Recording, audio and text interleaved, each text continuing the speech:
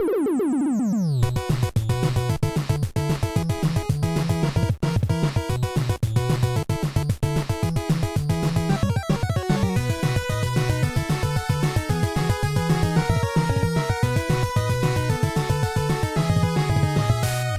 and welcome to this week's episode of the Amazing Nerdiverse. I'm Jeff Grant. I'm Steven Tugert. This week... Let me go ahead and stop you right there. Okay. This is actually the first episode of the Amazing Nerdiverse. Because last week I accidentally did a Flashpoint, and I erased the timeline where we did the other episodes. So this is the first one. Well, then why do I remember the other episodes? Because you're the Reverse Flash now. Oh, okay. So we went back, I tried to kill your mom, you stopped me. Yep. Gotcha. That's why I'm locked up in this glass case. That is the reason. If there's echo in the episode, it sounds like it's really echoey. I didn't have time to soundproof it just yet. And thanks for bringing me a Big Belly Burger. All right. This year, Halloween is on a Monday. Boo. Yeah. Get it? Oh, you scared the hell out of me just now. Do you get it? Yeah, but it also scared me. I know. This year, Halloween's on a Monday. Yeah. And we release our episodes on a Monday. But yeah. I thought rather than release the Halloween episode on Halloween on the Monday, just have the one day. These days, people are celebrating Halloween like the whole month of October. Right. Watching horror movies. Yeah. Doing costume parties. So we're actually going to talk about the Halloween stuff today. On today's episode, give you a whole week. We're going to talk about our favorite horror movies. We're going to talk about The Walking Dead's coming up. It's returning. We're going to talk a little bit about that. So I wanted to, give everybody a little extra week. If you hear some of the, when we talk about our favorite horror movies, it might remind you, oh, I want to watch that one again before Halloween. Whatever. You got more than just a day to do it. Right. And also... It's spooky. Yeah, it's our spooktacular. And also next week is the week before Doctor Strange comes out, so we got a little something planned for next week's episode as well because of that. All right, but before we start talking about our Halloween-themed, scary, spooky stuff... let's take a couple minutes to just, if was anything on like the TV shows over the past week that we want to talk about.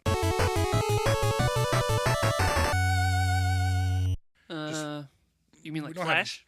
Yeah, like any of the Supergirl, Flash, Arrow, Agents of S.H.I.E.L.D., any of that stuff. Gotham. I don't watch Gotham anymore. Yeah, I didn't watch this past week's. What stuck out to you for the shows this week that we've seen so far? I liked Jesse Quick getting the costume at the end of Flash. The episode. Yeah. Yeah. Spoiler alert. I thought that was cool. Yeah, that was really cool. I like seeing that. I like seeing like how like Wally was. Well, he's kind of like, I'd be jealous. bummed out. Yeah, I would too. But he was like immediately like, she's got powers. Why don't I? And then like he was pulling some stupid moves, like jumping out in front of a truck and everything. I wouldn't say jumping. He just kind of stood there. I don't know, but I think I think Alchemy's gonna come to him and he's gonna. Do you think he's going to make him like a bad guy for a little bit? I don't know. I don't know if the methods of him giving them powers is what makes them evil or what. Like these people. I mean, that'd be interesting to see. Yeah, I mean, so far all we've seen is the rival. Yeah. And we saw him in Earth, in the Flashpoint timeline. He was evil there, and now he was evil in this, in this Earth. Right. But I don't know if, and Magenta, but she had a split personality. Is she from the comics or is that yeah. Okay. But she had a split personality, so that's what affected that, what made her evil. I don't know if Alchemy will come to Wally if he knows he's going to be good. Mm-hmm. Well, he might do some kind of he might try to seduce him to the dark side. Where's that, Star Trek? Yeah. Okay. Talking Trek. Couple of Trekkies. Live long and whatever. You didn't see Supergirl this week, did you? No. I think it was just as good as the first episode. Okay. Yeah, I mean, Superman was still in it. He did have to leave after this episode, but it was great. I think season 2 is on track to be a really solid season. I'm just hoping next week, now that the excitement of Superman being there is over, I'm hoping that, they just keep the ball rolling and just keep on going with that momentum that they had from the first 2 episodes and continue it on through the rest of the season. I'd like to see more of her teaming up with Martian Manhunter.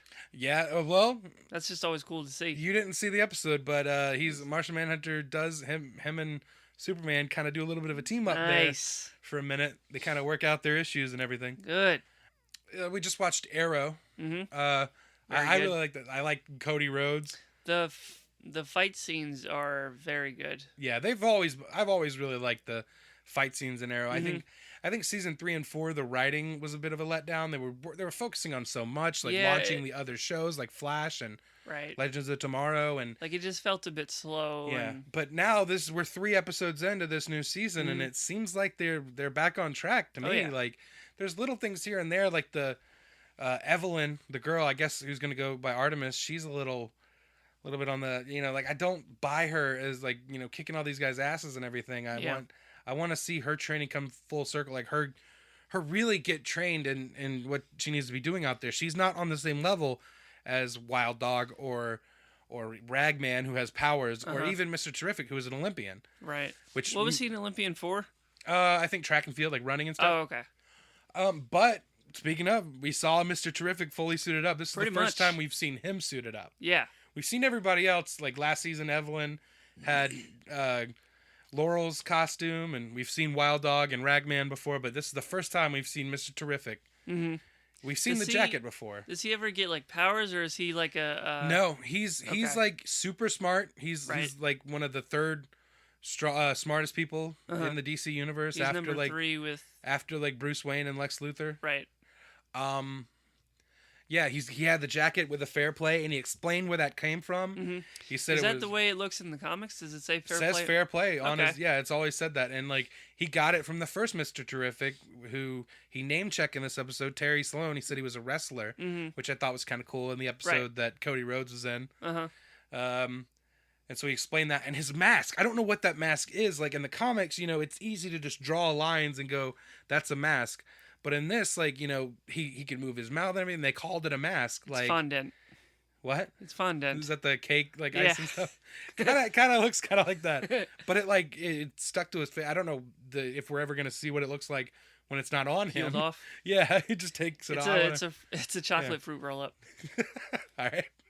So he's going with. I did think it was kind of funny that he like cornrowed his hair back and everything. Like, how long did that take? Like, they were like, "We got to go stop these guys now." It was like, well, give me about like 45 minutes. Like, Evelyn, get over here. Or Oliver. You think Oliver might have done it? Maybe. You don't know. I really liked, like I mentioned before, I liked Cody Rhodes. I liked how they tied him in. Right. The character's name was it Derek Runnels? I don't remember. I don't remember his name. I just remember they kept saying Stardust every 2 seconds, so don't forget. Yeah, I liked how they tied that in. Stardust. Get it? Yeah, and he was pretty good in the episode too. Yeah. And like I bought him as like a, he had that like Ajax powers. Like he didn't really feel pain or anything. Mm-hmm. All right, is there anything else we want to talk about TV wise this week? Atlanta was awesome this week. The Invisible Car. I don't have that channel. Yeah, if anybody else watched that and knows what I'm talking about. There's no one else in this room. Are you seeing a ghost again? Is it no, because when we get done recording this, I don't just like, all right, that was fun, and just leave it at that. I edit it and put it up on the internet. It's on iTunes and YouTube. There's a video. MyTube? No, YouTube is it's the internet. It's a I can't believe you haven't heard of it. It's been around for like 10 years. Internet. Okay, we're going back even further. Oh no, the Flashpoint. The Flashpoint made you forget about the internet? Yeah. Got a Flashpoint going in this week. In our Halloween theme. Oh, I did want to say, this kind of Halloween theme. Ghost Rider finally used a chain. Oh, yeah? A flaming chain this week on Was it on fire? Shield. Yeah, it was. Good. Because, okay, when the first like inkling that anyone had that they were doing Ghost Rider on Agents of S.H.I.E.L.D. this year was at Comic-Con. There were buses going around that had like the Agents of S.H.I.E.L.D. sign on it, and then they had the flaming chain wrapped around Ghost Rider just drives a bus. That's the next one. But they had the flaming chain around it, and everyone was like, oh, does that mean Ghost Rider? And I was like, no, you haven't been watching the show. There's this guy named, I think from the comics name was like Riptide or something. I don't know. He's an Inhuman with fire powers, and he would always like grab something like a chain or something, and it would just make it all flame up and everything, and he just started beating the shit out of people with it. and so he fought Ghost Rider in this week's episode, and Ghost Rider had the chain, and he looked at it like, "Huh, that's a good idea." And like, then he like smack people in the mouth with this chain. He like whipped it at him right as it went to act break or whatever. Well, of course. It went to commercial. It was awesome.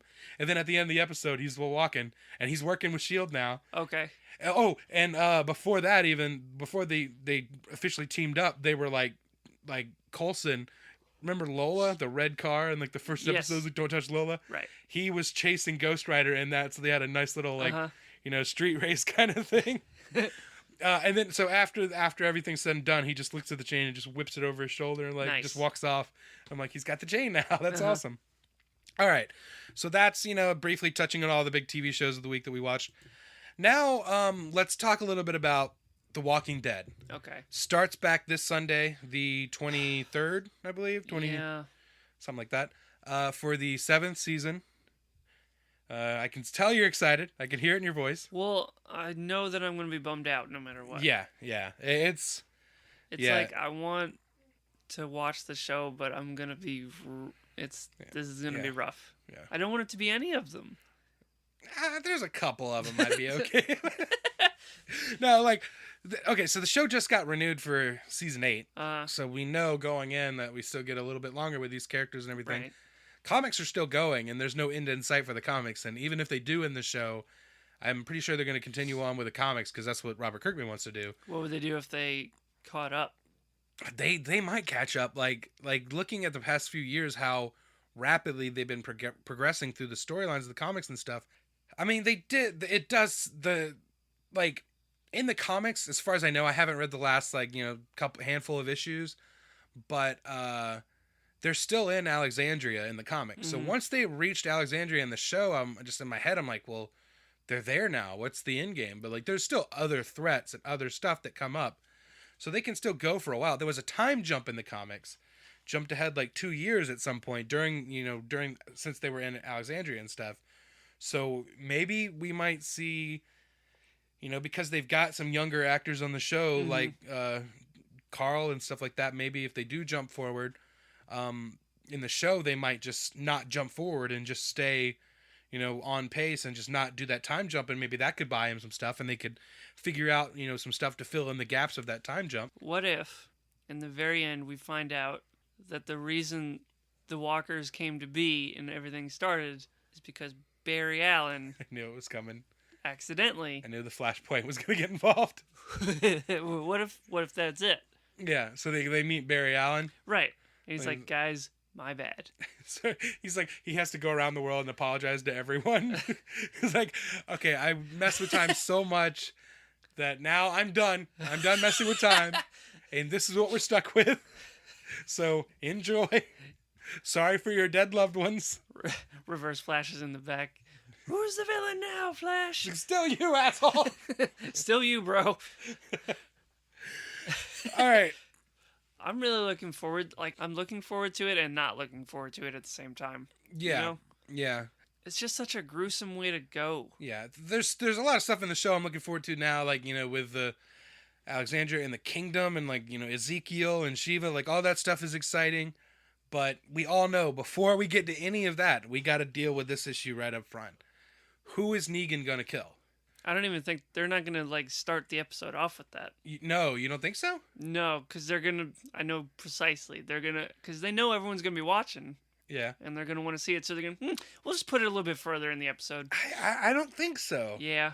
I think you got to pick up from that moment. And I don't know. I mean, yeah, right. In the past, when we thought Glenn died, right. Then all of a sudden we went on an adventure with Morgan. Yeah, which was great. They wasted time. That was a great episode. But it was the timing of it. It's like, hey, wait, how about we wait. What about our boy Glenn? What about our boy over there? How about I don't know. I still have a feeling that they're gonna pick up right there. Because none of those other characters can do anything. That's the entire cast of the show, aside from Carol and Morgan. Yeah. So maybe we start with Carol. Carol is in no condition to. Yeah, they are completely somewhere else in the world right now, and I just don't like that. Yeah, so I think we're gonna start with that, and I'm afraid, yeah, you're right. I mean, maybe it's not the best idea because I do think that depending on who dies, really, right, we're probably going to have some people tuning out of the show right after they find out who died. Mm-hmm. There might be some people that like maybe watched years ago and fell off at a certain point, like maybe season 2 when they were just stuck on the farm for the whole season, and that got kind of boring. But I think maybe some people will come back around just to see who Negan killed. Okay, so he kills whoever, right? Yeah. How do they get out of that situation? That's it. Negan's just going to let him walk away. He's just going to let him go. Because he needs them. That's the reason he's only killing one person. He is going to make them work and give him half of all of their shit. That's how Negan works. That's how his whole organization works, like from the comics, and that's everything we've heard in the show so far. That's how it works. They kill one person so that they show that they mean business, but the rest of the people go off and basically, bring them half of all of their shit, all of their food, all of their supplies. I don't like seeing my group taken advantage of. I don't, because they were so like a unit at the very beginning of that, and Rick was even like, there's nothing we can't. Yeah, and they go in there and just kill everybody in their sleep. That was rough. That was like, wow, these are the heroes of the show. These are the protagonists. These are who we're rooting for. Well, to be fair, we did know that they were like making other people, Yeah, they were terrorizing everybody else. So it's not like they just, So they were trying to be the good guys and like, make a tough call and do all that, but it's still like they murdered people in their sleep. Well, I mean, that's a better way to go. I guess, if you gotta go. Peacefully. With just in your nice comfortable bed with pictures of your just murder victims on the wall. I think, you know what it is? I think it might be that the POV shot. Yeah. That makes it even more like he puts you in there. Right. Like that's how you go. I don't like that. And if the way they do it in the show is anything like as brutal as it was in the comics, it's gonna be a rough one. It's one of the gnarliest things I've seen in the comics. Really? Yeah. Do you have that issue? I'm assuming like the images are online. Yeah, they're online. You can find it on Google. But so, okay, let's talk about. Does Simon Pegg come in and save the day? Oh, Bruce Campbell, just Ash.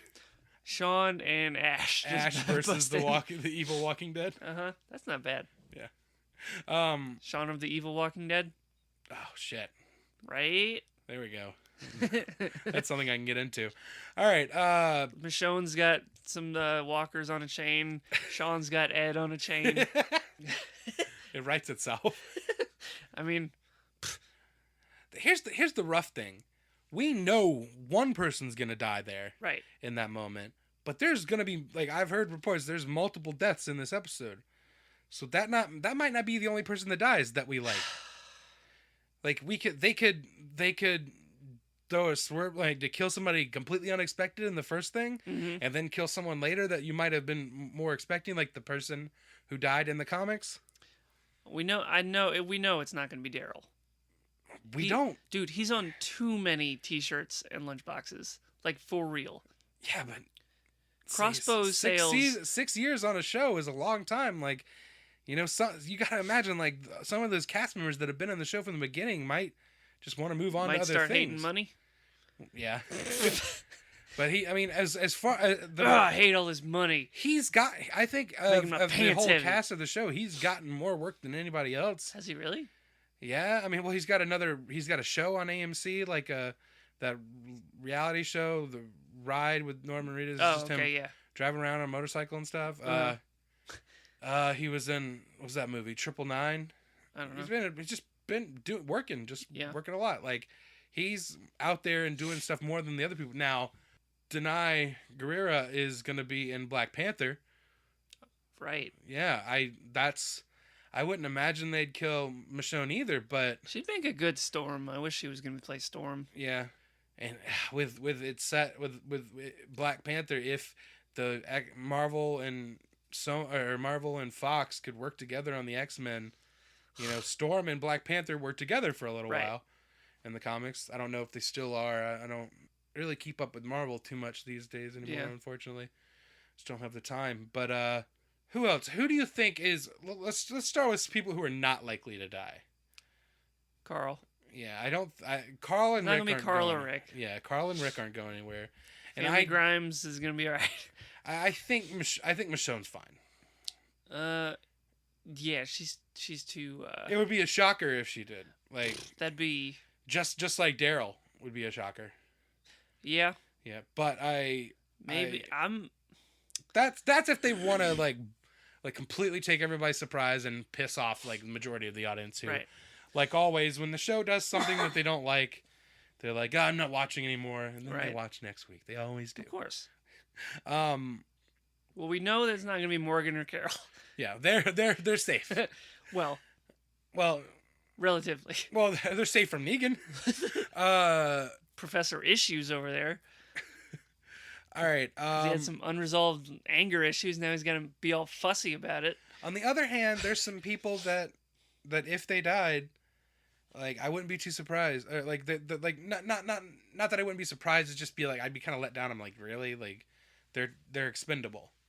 Like people I don't really care enough about to, like if they died, I'd be like if Aaron died, the guy, remember the first guy from the. Yeah, I don't want him to go though. Yeah, I don't necessarily want him to go either. It's just he is somebody had that really cool moment with Daryl in the car. Yeah. Do you remember? Oh God, that was cool. What was it? They were just all surrounded, and then Daryl was like, "I'll go out," and then Aaron was like, "No." We both. I was like, "Awesome." Yeah. I was just about to tear up just then. I wouldn't like to see it because I'd like to see Abraham happy, but Sasha, right? She's somebody that could go. Although, we should talk about. I read the comics too, and the show does a lot of things differently from the comics. It doesn't stick to the comic books. So just because someone died in the comic books doesn't mean that they're gonna die in the same time and place in the show. Right. Like they've done it multiple times where they've killed different people in different ways. Mm-hmm. Like if you just want to talk about it, Shane survived a lot longer than he did in the comics. Mm-hmm. Like he should have died if it was keeping up with the comics. Shane probably would have died at the end of season 1 if they kept with the comics in that. Andrea is still alive in the comics. She's who's dating Rick. Oh. So, like, the whole thing lately with Michonne and Rick, I never really saw that happening just because there was no history of it in the comics, and I just never put it together that way. Right. So, well, in the show, like, they're two strong characters that are... Yeah. They're two strong characters in the comics, too. It's just Andrea's alive, so they kind of have a relationship, and Carl, like, calls her mom and stuff. Like, they got a serious relationship going on. But... I think in the show, Michonne is kind of taken on the love interest part of that character in the comics. And Sasha is kind of taken on the sharpshooter, like sniper stuff. Because in the comics, that's what Andrea's role is. Oh, okay. And I don't believe Sasha's in the show or in the comics. I'm just so frustrated with the situation. Yeah. Like they were trying to get Maggie somewhere safe. Yeah. And it's just... Rosita is... another person that I wouldn't. She's kind of expendable to me. Yeah. After her and Abraham split up, like I know what happens with her in the comics, but I don't know if it'll play out the same way. Right. All right. Now let's talk about. She's Jay Garrick. Do you have someone? Do you have a person in your head that you think it's going to be? Realistically, maybe Abraham or what's his Eugene. Yeah. It would kind of hurt if it was Eugene. Yeah. Because he's trying. You know what I mean? Yeah. See, you took my pick too. My pick was Abraham. My pick is Abraham, and he's too much of an asset. It should be said that I have no idea what's going to happen in the episode. Oh yeah. Well, AMC didn't give you a call ahead. You know how. People on the internet. I haven't looked into any of that. I haven't. Right. Some people trying to figure it out. I haven't. Looking at that, the only trailers I've seen, and I don't know if there have been other trailers, but the only thing I've seen of trailers so far is just showing from that moment again of like eeny, meeny, miny, mo, and you see the people there, and the only new footage that you're seeing is stuff with that's just Negan or just like Carol and Morgan and Ezekiel and stuff like that. It won't be Maggie, right? Well, if they really want a shocker, that could be it. But I still think in my gut I'm saying Abraham. I don't want it to be Abraham at all. No, he's too much of an asset to have on the team as like a Yeah. Okay. I don't like this situation. Right now, I'm gonna put it up, and I'll put a spoiler alert thing on the video and everything as well. Spoiler alert: we're gonna talk about if, by some chance, you are one of the few people that don't know who died in the comics. If somehow that hasn't been spoiled for you, because everyone's just immediately throwing that out there as soon as this topic comes up. Yeah. If you don't know, just maybe skip ahead for it. I'll take down the spoiler alert thing. In the comics, the person who dies at Negan's hand is Negan. he fashions himself like a Bugs Bunny character. No, it's Glenn. Yeah, Glenn is the one that dies in the comics, and it is brutal. And in the comics, see, this is the thing. In the comics, there were only 4 people watching, I believe. 4 or 5. Let me count. I know Rick was there, and Carl was there, and Sophia was there, and Maggie was there. I think Michonne was there as well. And so Sophia's still alive in the comics. That's another person that died early on in the show. But they're all watching, and Sophia was adopted by Maggie and Glenn, and she's pregnant. And she was gonna have another kid, and then Glenn dies, so she has another kid later, after Glenn is gone. So the kid never gets to know his dad, which is a bummer. Yeah, that's why I was saying, in the comics, Glenn died. If they wanted to really shock us and blow our minds, they would kill Maggie, and that would be rough, man. She's pregnant with his kid, not feeling well. Yeah, but in the comics, Maggie is a important role in the comics down the road. Like, essentially, we're going to start getting into like a bigger world. We've met Jesus and all that stuff. And we know there's other communities in the show. I mean, in the comics, they start working together with these other communities and like trading and stuff like that. And Maggie leaves to run this other community. So she's like another leader in the comics. So I don't know how they would do it if they killed her off in the show, but that would really shock people. It's like she's just so vulnerable right now, being pregnant. Like, I don't want. Yeah. Oh, God. It would be rough. It'd be because you can't just fight when you're pregnant. And on the other hand, like, what if they kill somebody else and then they just kill Glenn later on in the episode? I don't think they would do that. You never know. Like, it's still like because the thing is, Glenn after this point, if Glenn survives past this episode, I don't know what his role is. Maybe that's what they would do. You know what I mean? Yeah. Same thing with, like, there's characters that are dead in the comics that are still alive in the show. Like, Abraham died, like, in the comics. Remember when last season, the doctor, what was her name? Was it Julie or something like that? I know. Yeah. She remember she got killed by Dwight with a crossbow. Right. It just that was Abraham's death in the comics. Oh, okay. And I kind of like that they changed it because that was kind of a weak way for such an awesome character to go out. And the character was great in the comics, but I think he's even better in the show. I think he's more likable even in the show. I forget, did he steal Daryl's crossbow? Dwight did. I'm getting sick of people taking his crossbow. And his motorcycle? Yeah, stop taking my stuff. But yeah, I think Abraham could die now in order to kind of. Didn't he kind of want to die? For a little while, at least. Yeah. Like, I don't know. I don't know if he's still. And in that scene, last season when Negan is walking around, Abraham kind of leans up a little bit. He leans up to it. He's not afraid. Right. And and the guy who plays Abraham in interviews, he has said that what's cool is in the comics, Abraham and Negan never crossed paths. Because they were, he died before Negan came into the picture. So maybe this is what happens when Abraham and Negan cross paths. I think maybe Negan, it might seem happenstance for him to, eeny, meeny, miny, mo, land on Abraham, kill Abraham. But maybe, I mean neither. But he's the one I'm thinking it could be. And Negan, maybe secretly Negan's I need to take out him because he's probably the biggest threat to me. Yeah. He's the biggest dude. He's an army looking guy. He is gonna put up a fight. He's not gonna. That mustache. Yeah. Got that mustache. And Rick is in a position of weakness right now because his son's there. The girl, the woman he loves is there. He's got to play this right. He's got to. That's he can't do anything. Yeah. You can't.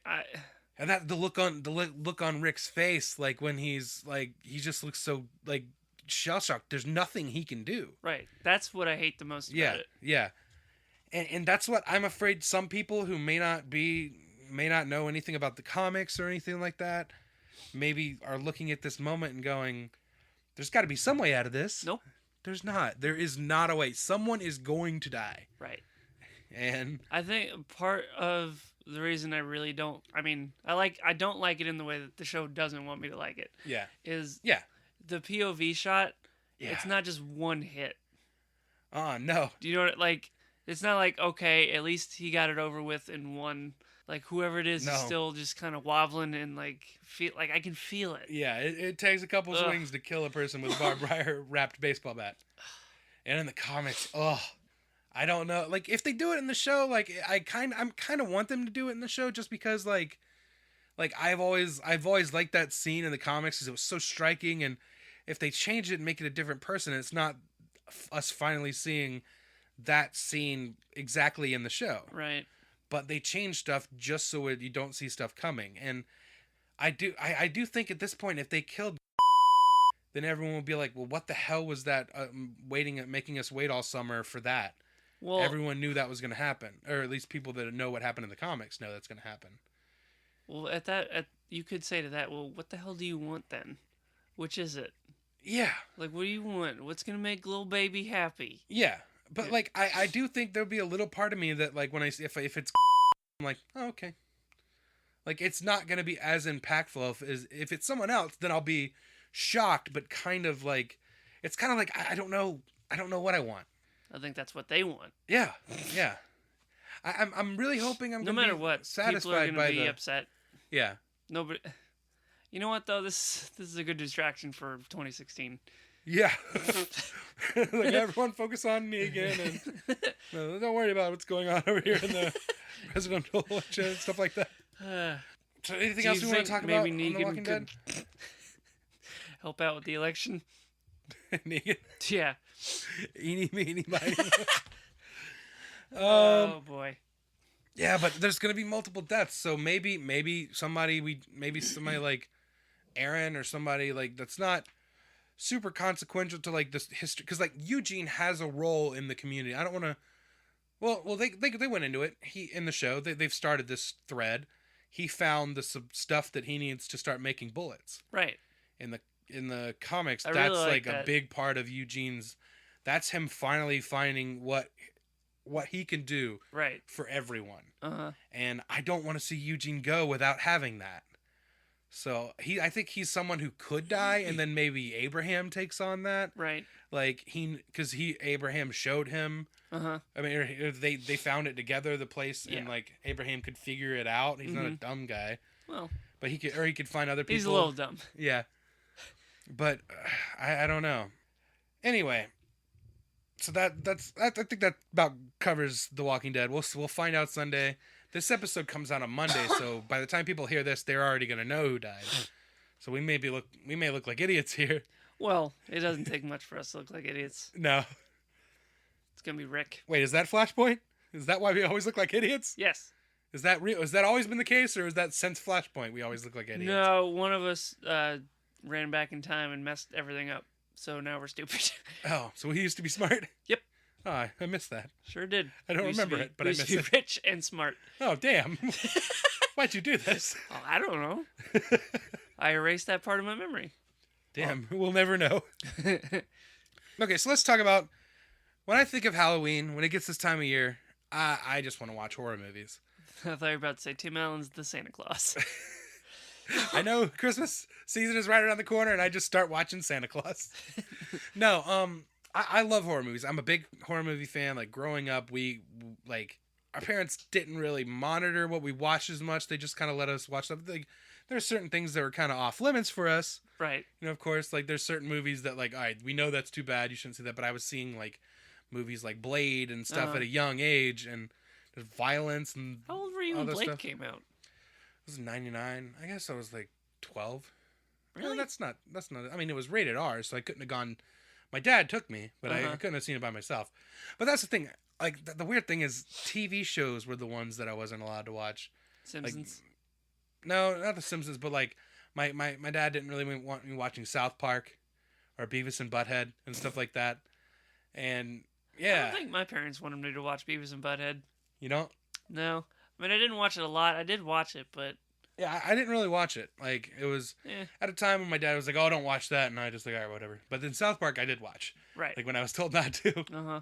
I think we all did. Yeah.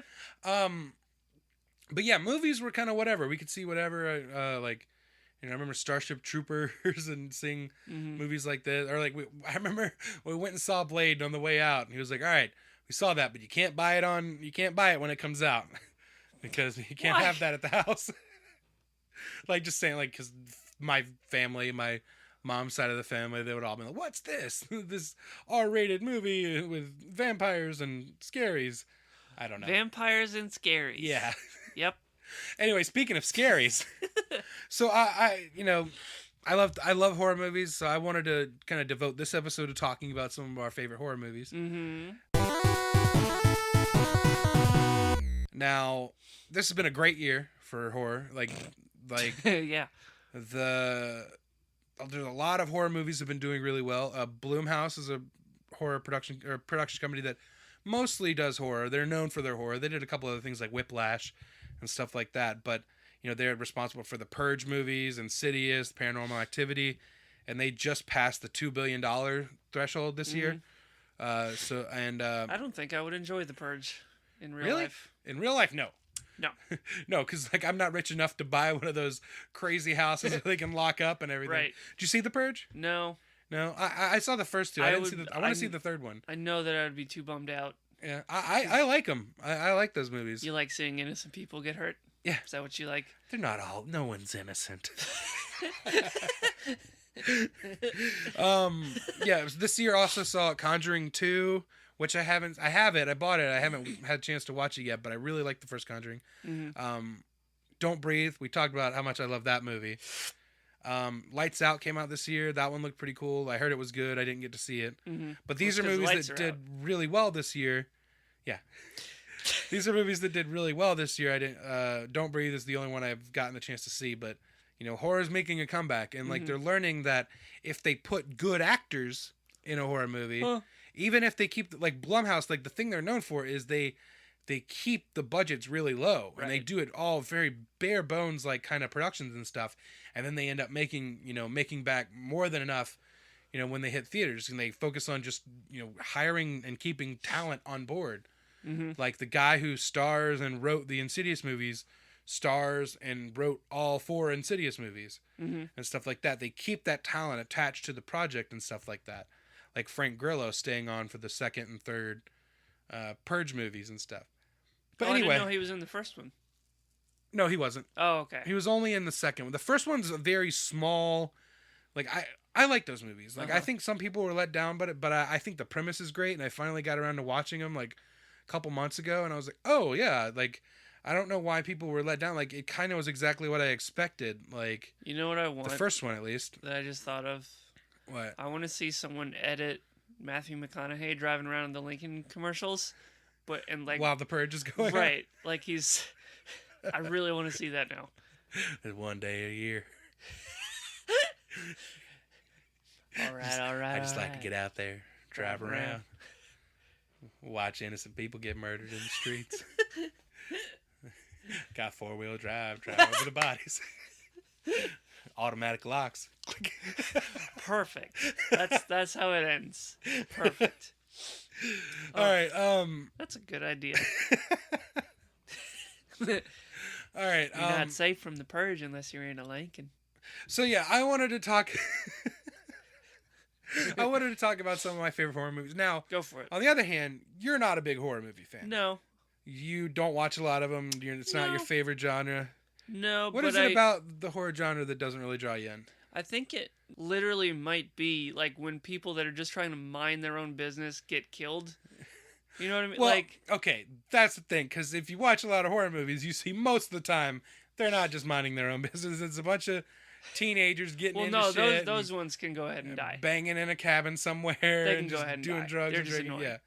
Yeah, but I'm talking about that's what I like about the horror genre, seeing these people that are the wastes of human space. Yes, those people can die. But like if it's just like I forget what it was. It might have been like a Michael Myers or a Jason. Yeah. Where someone's just like in a gas station trying to go to the bathroom. I think that might have been the shit Halloween remake. Right. Like just let him take his piss. Do you have to beat him to death? That's what you were when we were watching Arrow. When Cody Rhodes was just going around just killing like the guy. As soon as he woke up in the morgue, he killed the guy, and then killed the guy just doing his job, guarding the crime scene. Right. You take that personally when people are just minding their own damn business. I do. That's what's scary about it, though. Yeah, because I'm trying to mind my own business. Yeah. How do I know some freak in a hockey mask isn't gonna just have Wild Dog? I mean, I think I could beat up Wild Dog. I don't think so. He had why? He's got guns. All right. Okay. So on the topic of horror movie. Okay, so I was making a list. I was checking it twice. Damn it. So I'm making this list, and I was thinking, well, Steven's not really into it. There's some that I like, but not. Well, I figured out a way for you to participate in this. Before we jump into this, there's a couple things that didn't make my list. Okay. And this is going to be a personal list. Like, these may not be. Everyone may not agree with some of these things. Mm-hmm. There's some movies on this you might not agree. It might be higher than you'd like. Some things you're like, why is that so low? Some things not on the list at all. But here's a couple of things that didn't make the list. The Friday the 13th series. None of the Friday the 13th movies. Yeah, and I love the series. I love the movies. I love the character Jason Voorhees. But the problem is, there's not one of the Friday the 13th movies that stand out. Yeah. They kind of all blend together in my head. Like, I know the first one was the mom, the second one was Jason, but he had the potato sack or whatever over his head, and he didn't get the mask until the third one. And then the third one, I know, was the 3D one. But then 4 through 7, I couldn't tell you what happens and what. They just all kind of run together. Right. And then he starts going to Manhattan and space and Elm Street and whatever the hell that guy's doing. So yeah, unfortunately, I couldn't find a way to fit one in there. Child's Play, I don't have that one on the list. Texas Chainsaw, From Dusk Till Dawn, An American Werewolf in London, The Thing, Ben Grimm, The Poltergeist, Dawn of the Dead, or Day of the Dead, Hellraiser, It. None of these are on the list. My number 11 is The Shining. Wow. It's not on my list. What? It was never that scary to me. What? And what is the matter with you? I'm not a. What goes on in those nightmares? I watched a lot of horror movies.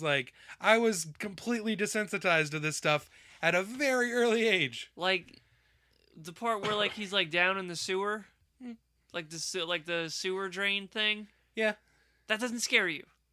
Not really. God. Yeah, I don't know. I was desensitized.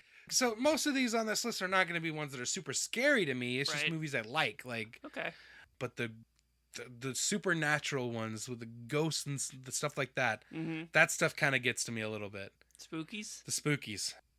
The Conjuring. Did you see that one? Nope. I'll admit it. I'm a grown-ass man. I watched this movie alone very recently. It's pretty fucking scary, dude. Yeah? It's if you haven't seen it, nope. I'll just this is all I'll say. What makes you scared of it? Anybody who's listening to this that saw that movie knows what I'm talking about. That shit was creepy. Yeah. If you haven't seen it, spoiler alert. So they move into this house. So if I come up to you and I just go like this, you gonna start crying? The movie is intense, dude. It's just I love it. It kind of got under my skin as I was watching it again alone, 3 o'clock in the morning. Only one at home, only one at the house. Mom? Watching it, it was pretty great. Yeah, the clap thing is. The mom is family's off at school and it's just the mom and the youngest daughter and they're playing a game of hide and seek where, you close your eyes and you go hide and then you have to try to find them, but you're blindfolded the whole time. So you're walking around and you're blindfolded and you're trying to find them. So you just say, all right, you get 3 hints, claps. And then you just, the person hiding goes when they ask for it. And so the little girl is hiding somewhere in the house and the mom just, looking around and she goes and feels through the closet and everything and then walks over and she's like, all right, give me another one. And then you just see 2 hands come out of the closet and just, it's pretty nuts. And then later on in the movie, she's going down in the basement. She's got a lighter and it's completely dark. She's just got a little match. She's got a match and then you just see the 2 hands come up right behind her head. It's awesome. Me explaining it doesn't sell it. It's a really creepy movie, and those are the kind of movies that really creep me out. The ghosts and goblins. The Exorcist. Yeah, this one is also up there. It's one of the scariest movies of all time. I wasn't scared at all. There was like a re-release in theaters, and my mom took me to see it. Mm-hmm. I was not scared at one bit. The only part that made me jump was I know what you're gonna say. There was like a telephone ring. Yeah. Like I wasn't expecting it to be that loud. Because the volume was really loud in the theater or something. That's the only part that made me kind of jump, and like the rest, I was like, eh. All right. I guess. It's funny that you mentioned that. Before I start my list, there's one movie I did want to talk about that didn't make my list, but it's cool. Like I don't think a lot of people have heard about it, so I figured I'd throw it out there. Iron Man 2. No. Yes. It's called Behind the Mask: The Rise of Leslie Vernon. It's a very kind of low budget film. I remember you telling me about that. It's a really interesting film. It's like a mockumentary. Yeah. And this kind of goofy guy, is like, I'm gonna be the next big, like I'm gonna be the next Freddy or Jason or Michael Myers. He wants to be the next big slasher killer, and this stuff. And it's just hires a bunch of film students to follow him around and film him as he prepares to do this. And they don't really take him seriously until he starts killing everybody. Yeah. And it's just a fun, weird kind of movie that I like. It has like some guest appear, like Robert Englund's in it. Mm-hmm. He's got a pretty cool role in it. Freddy Krueger himself. Yeah, and like the lady from Zelda Rubinstein from the Poltergeist is in it. I like it. The main guy in it's so goofy, and then he gets scary, and it's like, whoa! It kind of flipped the switch there. Yeah, I thought that was a cool movie. But anyway, okay, we're starting to get into my top 10 now. Okay. So what I'm gonna do? I just sent you an email. Ugh. I want you to open your phone, open your email. All right. And as you're doing that, I'll explain what's going on. A couple of years ago... Did you send me a virus? Yes. A couple of years ago, we were doing a different podcast, the Geek Smash podcast, and we did a Halloween episode where we talked about our favorite horror movies and stuff. Me and Kaminsky did our top 10 list of horror movies, and your top 10 list was a little bit different. Yeah. And that's why the thing about The Exorcist was kind of funny to me. You mentioned that because that's number 10 on your list. Is it? I just sent you your old list. Oh, okay. Because as we continue with this, we'll talk about my 10 and we'll talk about yours. Yeah. And we'll see why I didn't have you do your top 10 horror movies. He's already got mine. All right, my number 10. We just did your number 10. Exorcist. The Exorcist phone ringing. Right. Which I thought was hilarious. So my number 10 is the Cabin in the Woods. Right.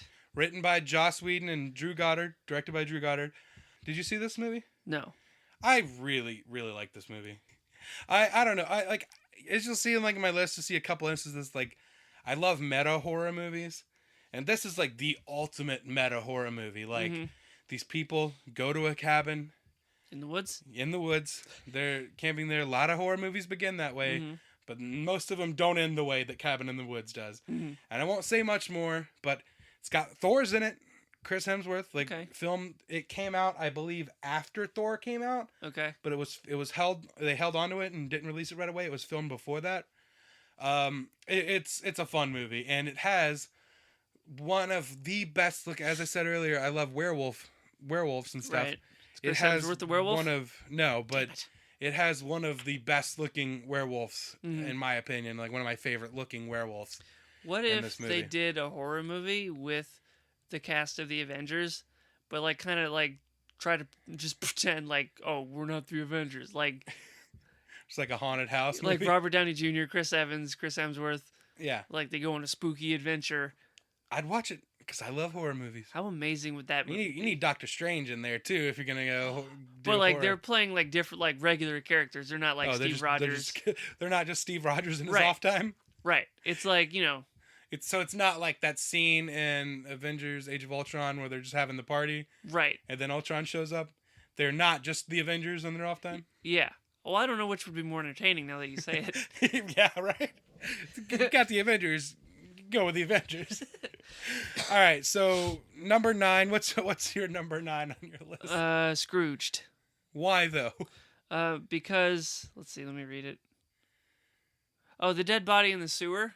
Yeah. That creeped me out, and then the part towards the end where he's in the coffin and it catches on fire. Yeah. And he can't get out. So now people will see why we're not doing your top 10 horror movies. Because when I asked for that a couple years ago, this is what you gave me. You gave me scary stuff. Right.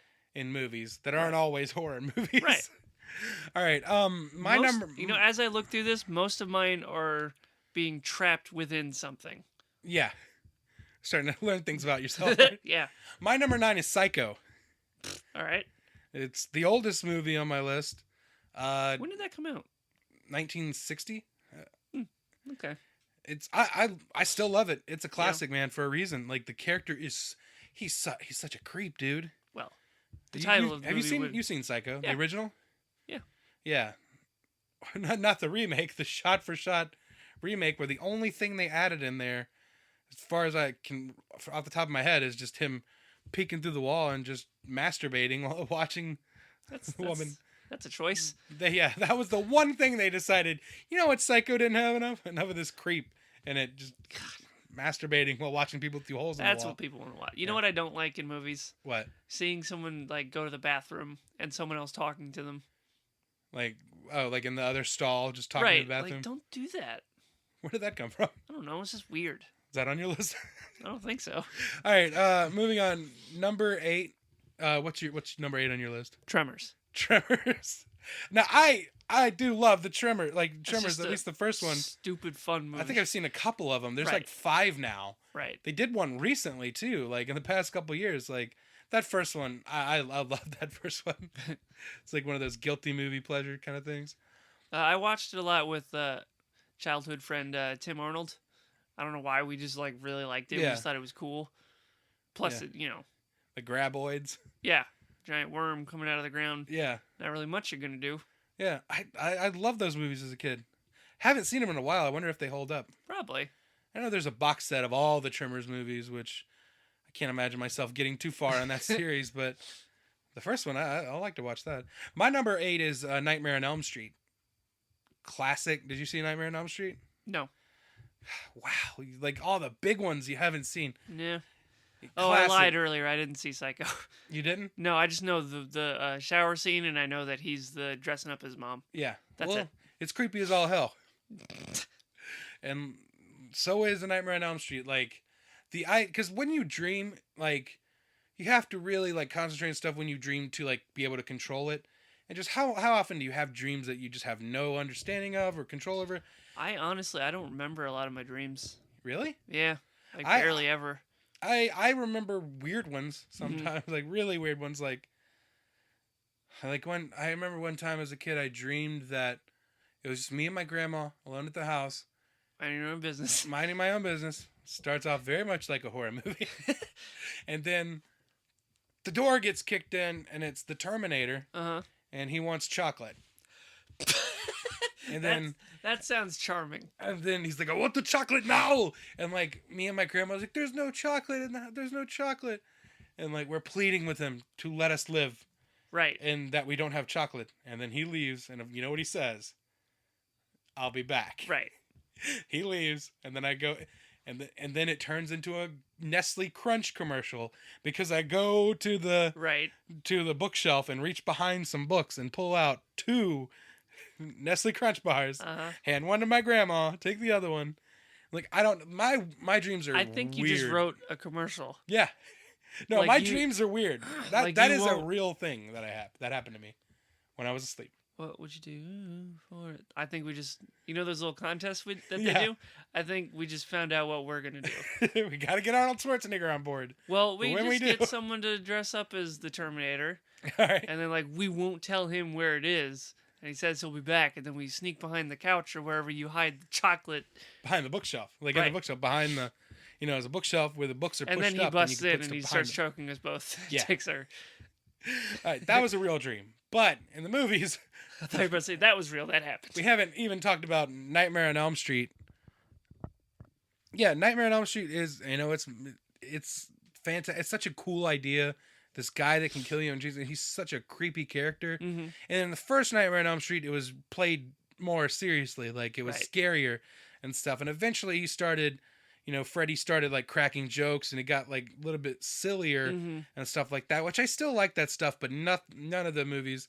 And again, similar to the Friday the 13th movies, they kind of run together in my mind after a while. But the first one, I remember, always loved that first one. It's fantastic. Such a great movie. Number 7, what do you got on your list? Number 7, RoboCop. But it's not just RoboCop, it's things in RoboCop, right? Nope, just the whole. No, I'm just kidding. I'm talking about the first one. Yeah. And kind of the idea of it. Waking up as like a shell of a person. Yeah, like getting murdered. Right, like the only thing left blown of you to is shit. Right. And like you're just not you. Like you can't. Like right now, I'm touching my hands. Like you can't. Like it's just metal now. Yeah. That is not you. That would freak me out. Yeah. Because I saw the new one and I didn't like it because really? I felt like they could have pushed more with when he went back to see his wife. Yeah. Like you can't hold her hand anymore, really. Yeah. Like you're not. Did they do that? I didn't see that. I didn't. Now we're talking about a movie you saw that I didn't. I didn't see the remake. I can't remember everything about that, but I just felt like they could have pushed that more. Like there's no more like you just can't hold her hand. Like a simple little thing. Yeah, if I remember, I rewatched the first 3 RoboCop not that long ago, and I don't think he went back to his wife in the first one at any point, did he? I think he remembers it and stuff and thinks about it, but he doesn't go back to his family in that one. I don't. So he did that one in the remake. Like it sounds like they dropped the ball with the emotional potential of that scene. Yeah, I think so. Also, in the very first one, the guy, the henchman at the end, or not? Is it red? No, that gets melted. No, no. It's just like one of the goons. One of the and then he just gets mushed by the car. Ugh, that's creepy. All right, my number 7 is Alien.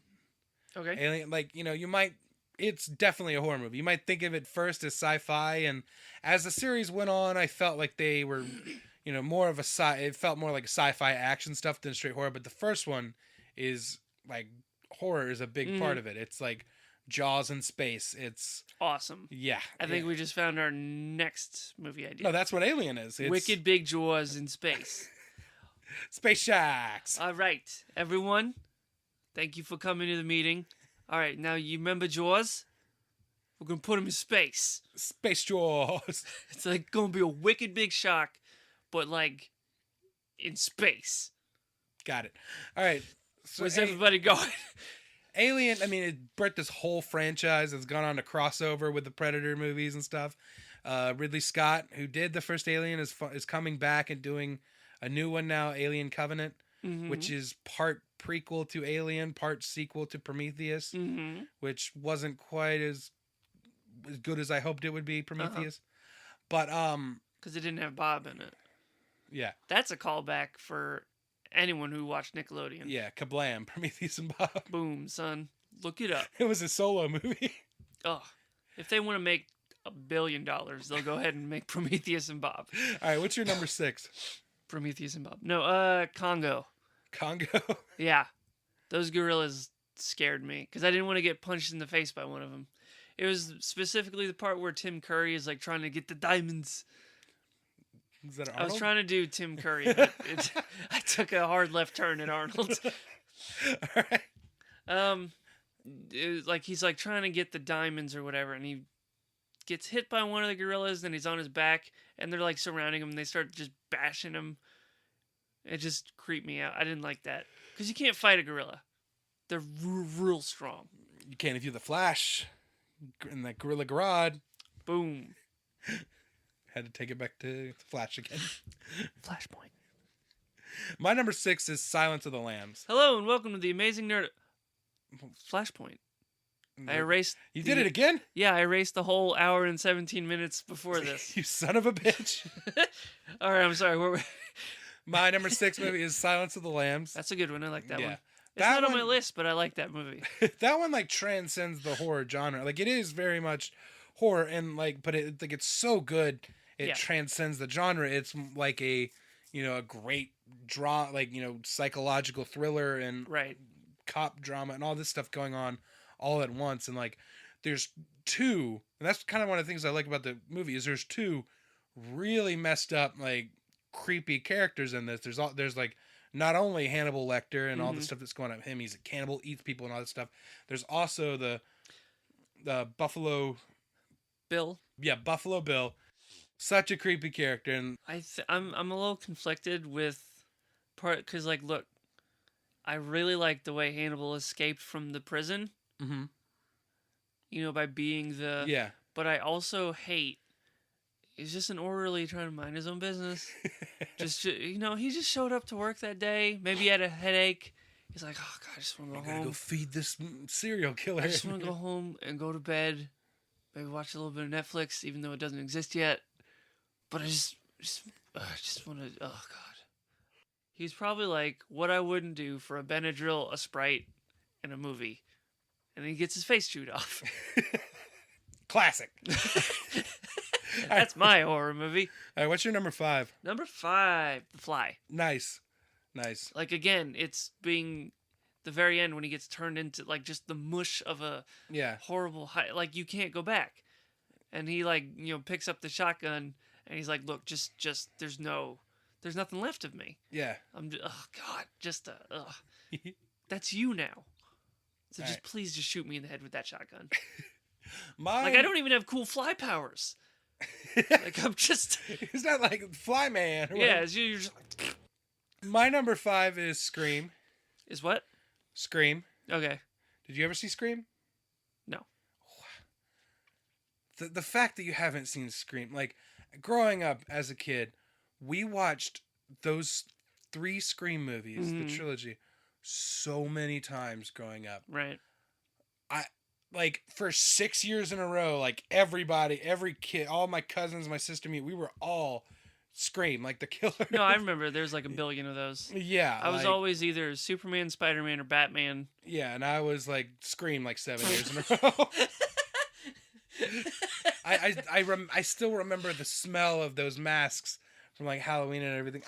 I've said it, like, I love a good, like, meta horror movie and stuff. Right.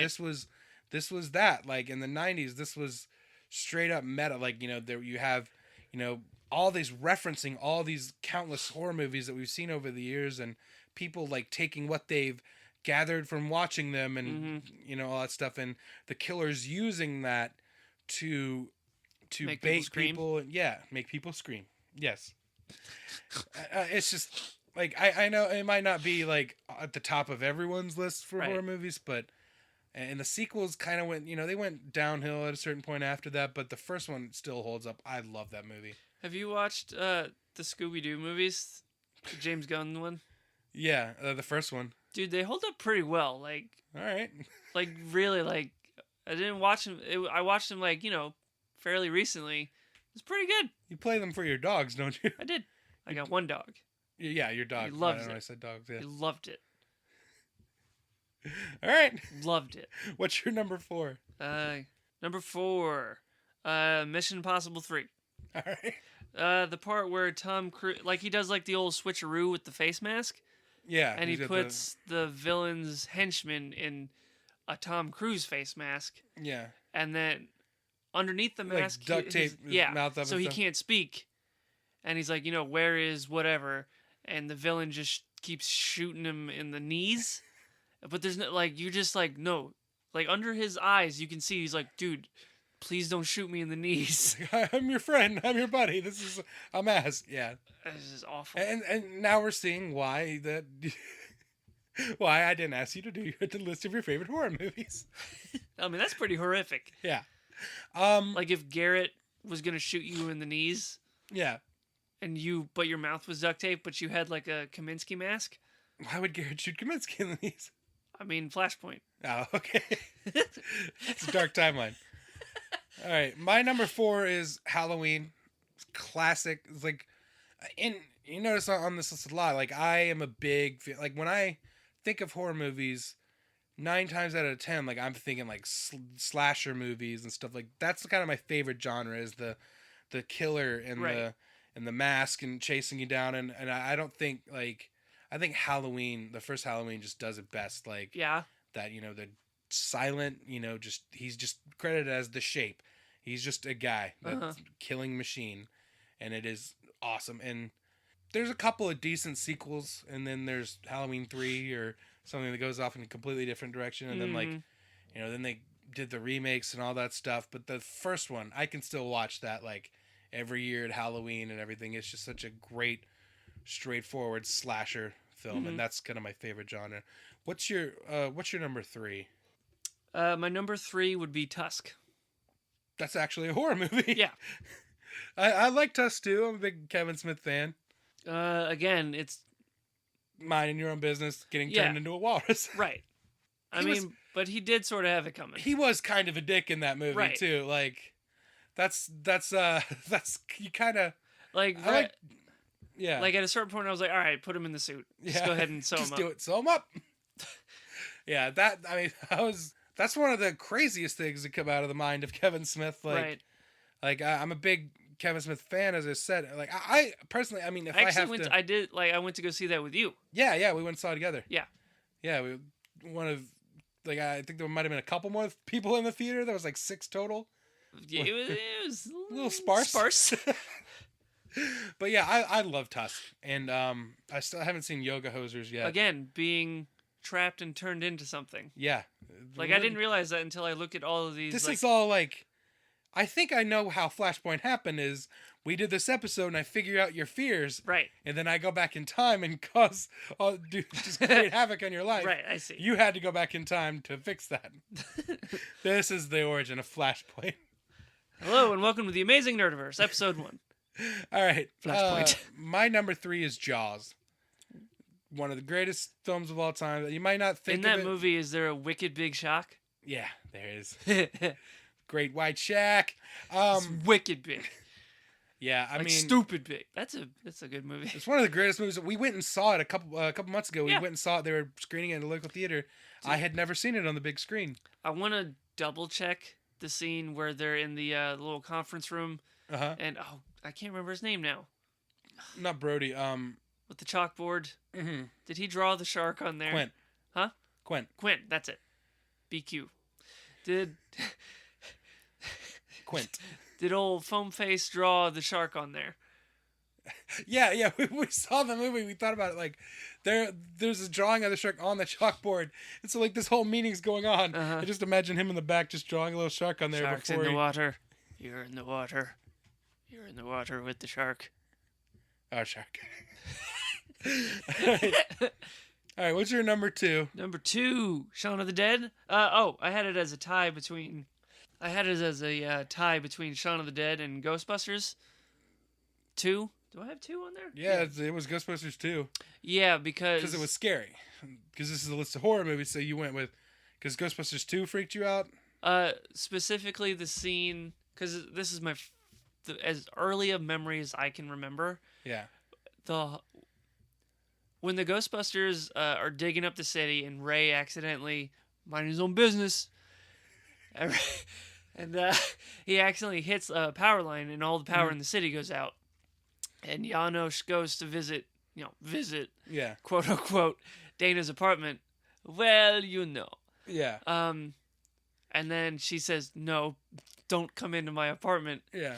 And he's walking away, and his eyes light up. Yeah. That's the first thing I remember. That's your earliest memory. Yeah, and it freaked me out. Now I see why you're scared of everything. Just because my memories start with First there was terror, and then there was the rest of my life. And I mean, it's tied with Shaun of the Dead just because. We'll talk about Shaun of the Dead in a minute, maybe. It's just a really good movie. My number 2 is Evil Dead 2. Right. I like them both. Yeah. Evil Dead and Evil Dead 2, but I mean, I think Evil Dead 2 is clearly the better movie. The first Evil Dead was, done on a low budget. They kind of did it all themselves, an independent way, and I really respect that. But Evil Dead 2's got the chainsaw hand and the groovy and the. I haven't seen the second one. Really? Right. Really? I've seen the first one. Oh wow. Yeah, the second one is when they kind of start incorporating a little more of the like kind of slapsticky like Three Stooges kind of humor that they love so much, Sam Raimi and Bruce Campbell. But that's where Evil Dead 2 is where the character Ash like becomes Ash and becomes that character that I know and love for so long. And the franchise has lasted all these years. Like the first 3, the Army of Darkness with him in the medieval times, like that's the ending of Evil Dead 2, he, you know, gets pulled through the wormhole and shows up in the medieval times and everything, the 1300s. And yeah, like, and it was always one of those, I wanted them to make more movies. I wanted them to continue that character's story that I thought it was done for. Like, there was comics and stuff like that. And even like the Marvel Zombies crossover with Army of Darkness, like, you find out that Ash was responsible for all the zombies in the Marvel Zombies universe. But, yeah, like, they didn't do it. And then they did a remake, which I thought the remake was okay, but it was kind of not an Evil Dead movie. And I just thought of a great crossover. Spawn of the Living Dead. Spawn of the Living Dead? Yeah, it's Spawn versus zombies. Yeah. Where's my paycheck? Todd McFarlane. Okay, so I was saying... Tell me that movie doesn't make $1 billion. Right? Well, they're trying to make another Spawn movie. And it sounds like they're kind of going for a more, like, horror kind of feel to it, too. Yeah. Like, Spawn is not going to... It's not going to be, like, you know, full shots of Spawn, you know, just being a hero out in the city. Right. It's going to be dark and, like a gritty kind of spooky thing. And, like, the only supernatural element in the movie is going to be Spawn. Right. And you're not really going to get you know, he's going to be in the shadows working and stuff like that. That sounds like a cool movie to me. That's what Todd McFarlane has been pitching for the past couple years about what he wants to do for the next Spawn movie. And, like, I'll believe it when I see it because he's been talking about it for so many years, but I do want it to happen. Right. Anyway, what I was saying is, you know, I always loved the character of Ashley J. Williams, and I'm glad that they finally, last year, Ash versus Evil Dead, phenomenal show. I love it. I've only seen the first season. I know it's up to, like, it's like 3 or so episodes in. I don't have Stars, so I sadly can't watch it right now. And I wish they put it online, like on iTunes or something, so I can download them. I'll pay for them. Stars. I just want to watch Ash vs. Evil Dead. Okay, so last thing, number one. What your number one was? Paranormal Activity. It was a horror movie. Good job. And the reason, though, that the reason it's more sentimental reasons. Yeah. Because that's the first movie. Me and my wife, our first date. That's a movie that we saw. Nice. And I liked that movie, the first one. Yeah, I liked. I mean, it was. Again, people minding their own business. Yeah. Just trying to mind their own business. Some spooky ass ghost has to come and ruin everything. Spooky ass ghost. Yeah, that it's not on my list, but yeah, like I can see, like, because like I said, the ghost stuff kind of creeps me out. That movie creeped me out a little bit. Yeah, because I mean, it's because of the low budgetness of it. Yeah, I saw it in a crowded theater though too. Right. That's fun. Yeah, seeing a movie like that in a crowded theater, like the everybody around you reacting and everything. That's one of the coolest parts of horror movies, and that's why I'm kind of bummed that I didn't get out to see as many horror movies this year. All right, hang on. All right, you're gonna like this crossover. Flashpoint. Yes, let's do it. Ashley J. Williams comes into the Flash. Barry Allen went back in time. I'm killing it with the crossovers today. Flashpoint. All right, in my number one, the reason we didn't talk about it a second ago, my number one is Shaun of the Dead. Mrs. Doubtfire. It's pretty scary. Shaun of the Dead. If your dad dressed up like a woman and pretended to be your nanny, wouldn't that be a little scary? I think I'd figure it out. Really? My dad? Yeah. I'd be like, Dad, can you... But yeah, my number one is Shaun of the Dead. That's a great movie. It's just one of my favorite films of all time. Like, it's just good. It's like it's certainly in my top 10. Most likely, I'm pretty sure my top 5. Like, even like regardless of genre. I kind of feel like it has to go number one on top of horror, just because it's like one of my favorite films of all time. Like, you know, the first feature film from Edgar Wright, who's a filmmaker I just adore. I love every movie he does. Hot Fuzz, The World's End, Scott Pilgrim vs. the World. But it's you know, it's the everything I want in a horror. It's everything I want in a comedy. Yeah. Everything I want in a horror comedy. A rom-com. A rom-com. Yeah, it's just fantastic. The friendship part of it, just his dumb idiot best friend Ed. And at the end, he's chained up. I like the thing you had earlier with the Simon Pegg showing up with the chained up Ed. Yeah, it's just such a it's just a really good movie. Yeah, like it's just I can watch that movie anytime, anywhere. Right. Like, if it's on, I'll just sit down and watch for 2 hours. Like, it's genius. And like, you know, like, it's one of those movies that like helps to, you know, go back and watch it a couple times. You'll pick up things you missed the first time. Like if you are an avid horror fan like myself, you'll notice shots and homages. I think one of my stuff. favorite little things is like when he goes to the convenience store the second time and slips on the blood. Yeah. I just really like that. He's just going about his life and doesn't notice all the craziness going on around him. I love like I said, watching him multiple times. When you've seen it a couple times, you'll notice like in the bar, right, when they're talking about what they're gonna do, their plan for the next day or whatever, before they even know about any of the zombie stuff going on, they end up doing exactly all the stuff that they talked about. It's just smart writing. There's great performances by the characters. Mm-hmm. Awesome, supporting cast. You got Peter Serafinowicz in there as his mom roommate. In it reminds me a lot of my mom. Yeah. That's one of the reasons I really like it. Yeah. Like when he goes over to kill his stepdad. Yeah. And she's, I forget the lines exactly, but she's like, "I'll make sandwiches," and he's like, "Okay." Yeah. And speaking of the mom character, like that, it's really emotional when he has to kill his mom. Like, it's such it worked. The movie works on every level. Right. And that's why I was trying to figure it out. I mean, it might not be the first thing I think of when I think of horror movie. Mm-hmm. But when I think of my favorite movies of all time, it's in the conversation. Those parts aren't played goofily. Do you know what I mean? Yeah. They're not played for laughs. Like they play that's the best way to do comedy. Right. That's why people like Leslie Nielsen was so great early on, because he was just playing it seriously, and just the things he was saying and the things he was doing was funny. But in character, he's not goofing around and trying to get the laughs. Like that's what sometimes people don't get about comedy, is sometimes you got to play it as straight as possible, and that's why it's funny. I don't know why you just reminded me of this, but do you remember in The Simpsons when Homer had his barbershop quartet? You don't remember that? I didn't really watch The Simpsons growing up. I watched them later. And I watched the first several seasons later on in life. Real quick, one of the guys in the barbershop quartet is Skinner.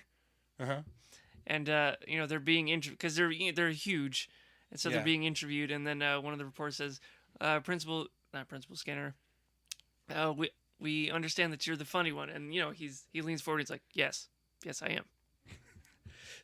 He's not the funny one. Yeah. Sorry, Simpsons. I can't believe you haven't seen that one. I probably have. If it's in the first 9 seasons, I've seen it. But Baby on Board. So that's the thing. I didn't grow up with it, watching it every week. Mm-hmm. I watched it on DVD later, so right. I binge watched it. Watched several episodes of a sitting. So it doesn't really, singular things from The Simpsons doesn't really stick out to me as much. Yeah, but as we're talking about horror and all that stuff, every year the Treehouse of Horror. There's some fun episodes, parodies of The Fly, right. and all the haunted house things and stuff like that. Yeah. Oh, I'm bad at this.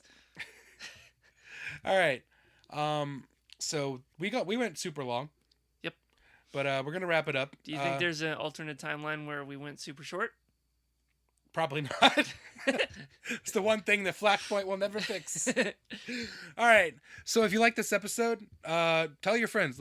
We were trying to grow an audience here. Share it on Facebook, Twitter, social medias. Tell your friends if you think they might like it. Tell your friends. Tell people who you could be friends with. Tell people who... Make friends and then tell them about this podcast. Tell a dog. Follow us on Twitter. I'm at Jeff Grants. Oh, I'm at Jeff_Grants. I'm sorry. I'm at Steven Tukert. Spell Tukert. Teuchert. Wait, Teucher. I forgot how to spell it. I'm not proud of it. Flashpoint. All right, like our videos on YouTube, and subscribe. Subscribe on iTunes and leave a review. You can share it on your social medias. Yeah, it's not gonna hurt anything. Yeah, sure. Say, hey, this is a podcast I like. You might like it too. It's just it's just a couple of clicks. You really just wanted to do that click noise, didn't you? Yeah. Okay. It's kind of a mainstay at this point. All right, until next week, I'm Jeff Grants. I'm Steven Tugert. Hello and welcome to the Amazing Nerdiverse. Have a happy and safe Halloween, everyone. Ooh, I'm a ghost. All right. I'm a spooky ass ghost.